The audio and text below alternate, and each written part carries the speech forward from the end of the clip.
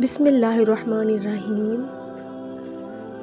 سورج گرہن سے متعلق کچھ احادیث آپ کے پیش خدمت ہے۔ نبی کریم صلی اللہ علیہ وآلہ وسلم کی خدمت میں حاضر تھے کہ سورج کو گرہن لگنا شروع ہوا۔ نبی کریم صلی اللہ علیہ وآلہ وسلم اٹھ کر جلدی میں چادر گھسیٹتے ہوئے مسجد میں گئے، ساتھ ہی ہم بھی گئے۔ ہم نے 2 رکعت نماز پڑھی یہاں تک کہ سورج صاف ہو گیا۔ پھر آپ نے فرمایا کہ سورج اور چاند میں گرہن کسی کی موت و ہلاکت سے نہیں لگتا، لیکن جب تم گرہن دیکھو تو اس وقت تک نماز اور دعا کرتے رہو جب تک گرہن کھل نہ جائے۔ صحیح بخاری حدیث نمبر 1040۔ نبی کریم صلی اللہ علیہ وآلہ وسلم نے فرمایا، سورج اور چاند میں گرہن کسی شخص کی موت سے نہیں لگتا، یہ دونوں تو اللہ تعالیٰ کی قدرت کی نشانیاں ہیں، اس لیے اسے دیکھتے ہی کھڑے ہو جاؤ اور نماز پڑھو۔ صحیح بخاری حدیث نمبر 1041۔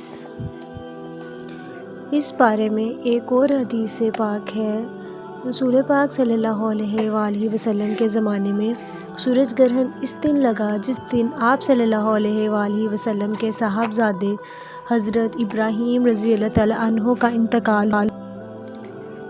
بعض لوگ کہنے لگے کہ گرہن حضرت ابراہیم علیہ السلام کی وفات کی وجہ سے لگا ہے، اس لیے رسول اللہ صلی اللہ علیہ وآلہ وسلم نے فرمایا کہ گرہن کسی کی موت و حیات سے نہیں لگتا، البتہ تم جب اسے دیکھو تو نماز پڑھا کرو اور دعا کیا کرو۔ صحیح بخاری۔ ایک اور حدیث پاک میں فرمایا گیا، رسول اللہ صلی اللہ علیہ وآلہ وسلم کے زمانے میں سورج گرہن ہوا تو آپ نے لوگوں کو نماز پڑھائی۔ پہلے آپ کھڑے ہوئے تو بڑی دیر تک کھڑے رہے، قیام کے بعد رکوع کیا اور رکوع میں بہت دیر تک رہے، پھر رکوع سے اٹھنے کے بعد دیر تک دوبارہ کھڑے رہے، لیکن آپ کے پہلے قیام سے کچھ کم۔ پھر رکوع کیا تو بڑی دیر تک رکوع میں رہے، لیکن پہلے سے مختصر۔ پھر سجدے میں گئے اور دیر تک سجدے کی حالت میں رہے۔ دوسری رکعت میں بھی آپ صلی اللہ علیہ وآلہ وسلم نے اسی طرح کیا۔ جب آپ صلی اللہ علیہ وآلہ وسلم فارغ ہوئے تو گرہن کھل چکا تھا۔ اس کے بعد آپ صلی اللہ علیہ وآلہ وسلم نے خطبہ دیا، اللہ تعالیٰ کی حمد و ثنا کے بعد فرمایا کہ سورج اور چاند دونوں اللہ کی نشانیاں ہیں اور کسی کی موت و حیات سے ان میں گرہن نہیں لگتا۔ جب تم گرہن لگا ہوا دیکھو تو اللہ سے دعا کرو، تکبیر کو نماز پڑھو اور صدقہ کرو۔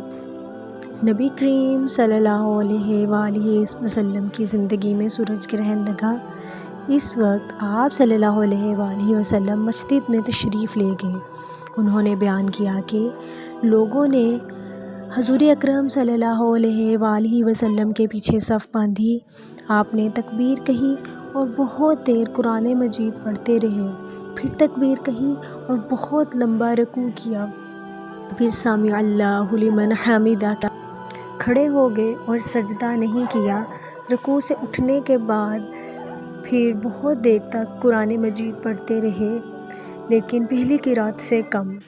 پھر تکبیر کے ساتھ رکوع میں چلے گئے اور دیر تک رکوع میں رہے، یہ رکوع بھی پہلے رکوع سے کم تھا۔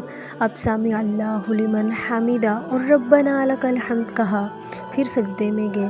آپ نے دوسری رکعت میں بھی اسی طرح کیا۔ ان دونوں رکعتوں میں پورے 4 رکوع اور 4 سجدے کیے۔ نماز سے فارغ ہونے سے پہلے ہی سورج صاف ہو چکا تھا۔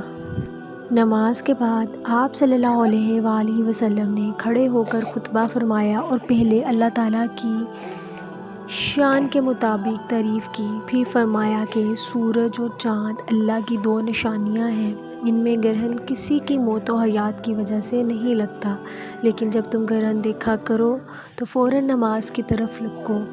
زہری نے کہا کہ کثیر بن عباس اپنے بھائی عبداللہ بن عباس سے روایت کرتے تھے، وہ سورج گرہن کا قصہ اس طرح بیان کرتے تھے کہ جیسے عروہ نے حضرت عائشہ صدیقہ رضی اللہ تعالیٰ عنہ سے نقل کیا۔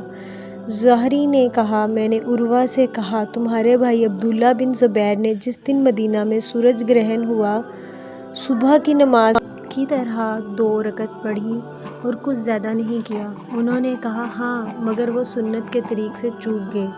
صحیح بخاری حدیث نمبر 146۔